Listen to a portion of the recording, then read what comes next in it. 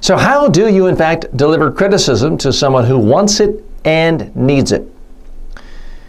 Well, I would urge you be very cautious. If the first thing out of your mouth is criticism, you may be completely right, but you're going to arouse people's defense mechanisms, and they're simply not going to be receptive to you. So I'll share with you the strategy I use in my own primary business, which is presentation training and media training. So, for example, if I record someone giving a speech and every other word out of their mouth is and it's obvious that they seem nervous and uncomfortable, and everyone else in the room is ignoring what they're saying because they're now counting the uhs and ums, it's obvious this is a big problem. But if I simply start with, hey, Jim, you sound like a complete idiot with all the ums. You said 127 times. It's so annoying. It's awful. It's really cutting against your whole message. Everything I said would be true, but it would be completely worthless. It would just be, I know, it's awful. It's all, I should never speak again. It puts people in such a funk. Here's what I've noticed about personal psychology of individuals. People say they want criticism. They don't. People want to be praised. People want to be loved. They want to be told they're great and deserve raises. I know that's what I like. I love it when people tell me I'm great and offer to pay me more money. So I'm not holding myself out as above anyone else. And people have mixed feelings about criticism. On the one hand, most of us, myself included, we all realize we could be better. We want to improve. We live in a self-improvement culture. And yet we still don't really like criticism because there's a part of us that says, hey, TJ, you said, I said but you know what, your hair's falling out and you have beady eyes. You set up a defense mechanism in the person you're trying to help if you're too abrupt launching right into criticism. So my suggestion always, and I do it in my own practice, is look at what they're really trying to do for starters. What is their goal? If someone is saying uhs and ums a bunch when speaking, their goal is to actually communicate to an audience, whether it's 3 peers at a staff meeting or 1,000 people at a major trade association convention when they're giving a speech. Look at their goal. What is it they're trying to do? The next thing I try to do is list every single thing they're doing well. And you can do this too. Try to chronicle someone's strengths, because everybody loves praise as long as it seems sincere and meaningful. So for example, when I am critiquing someone's speaking skills and they're saying constantly, I still analyze everything else about how they speak. And I try to come up with a long list, a legitimate list of what they're doing well. So that's the first step. Chronicle every single thing they do well. So in this case, I would say to the person, well, Sam, your speaking speed is good. A lot of people who are nervous speak too quickly. Your speed is good. That's good. Your volume is good.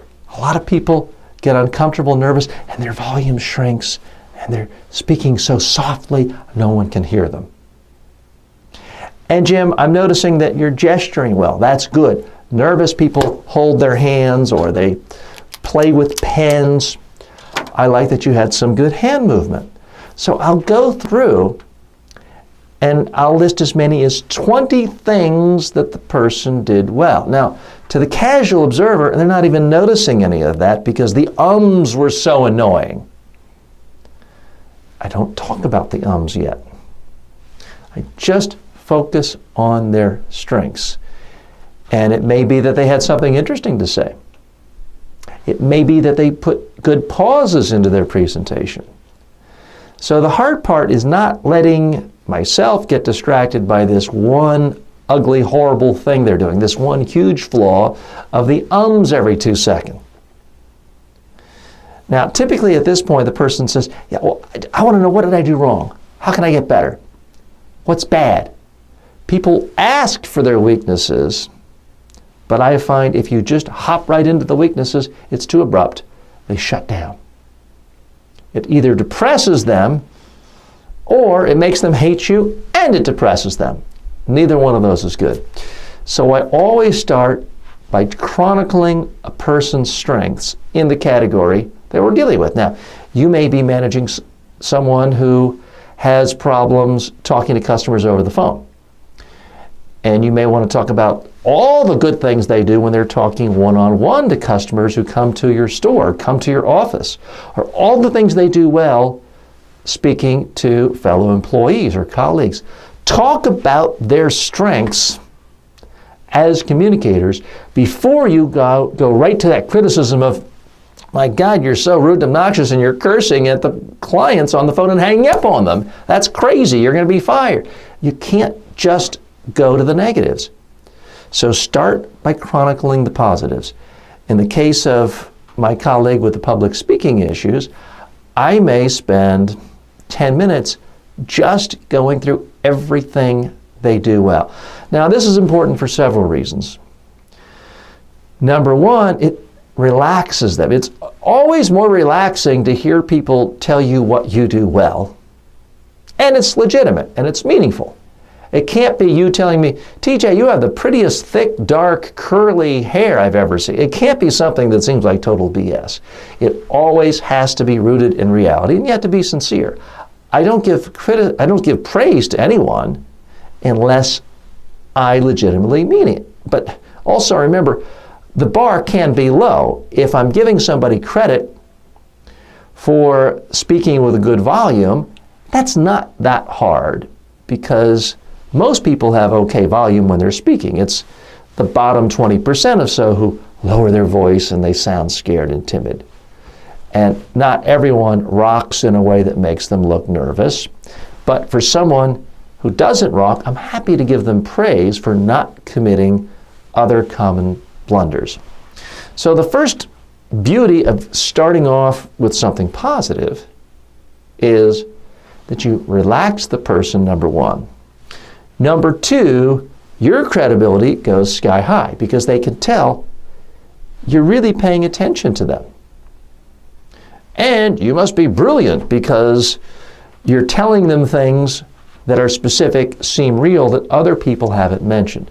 So when I praise this speaker who says all the uhs and ums, I'm being legitimate, I'm being honest, and I'm probably telling them 20 things they're doing well. Maybe 10 of them are things they've never thought about before, and no one else has ever praised them on that. So they now think I'm a genius. They think I'm a nice guy, and I'm a genius for telling them all the specific things that they do well. So my credibility is very, very high. And that's why I urge you, it's the first important step, is you've got to look at the general nature of the issues involved. In my case, if somebody says ums, it's how they speak and communicate. In your case, it may be how does an employee treat other employees, or how does this person deal with clients over the phone. You've got to pick the subject matter, but then you've really got to do an exhaustive analysis of what this person is doing well and lay it out. It's critically important, relaxes them, makes them receptive to the criticism that comes, makes them feel comfortable with you, and it makes them feel like you are legitimate. You legitimize your expertise if you're spotlighting what they are doing well, because then if you have criticisms later, it just seems a lot more legitimate. So that's the first step, and that's against our nature. The easiest thing to do, especially if you're a boss, is, hey, Smithers, don't do that. Sally, you're a pig there, clean up that mess. Hey, do the easy thing to do is to just go right to the criticism, but it's not really the most effective. I'm not asking you to lie. I'm not asking you to make up stuff. I am asking you to take the extra step of really analyzing every single thing this person does in this niche and writing down, or at least thinking about, what it is they do well so you can tell them. So that's your first step. I need you to think of some employee you have to criticize, you have to manage, and I need you to come up with a comprehensive list of everything they do well. Do that now.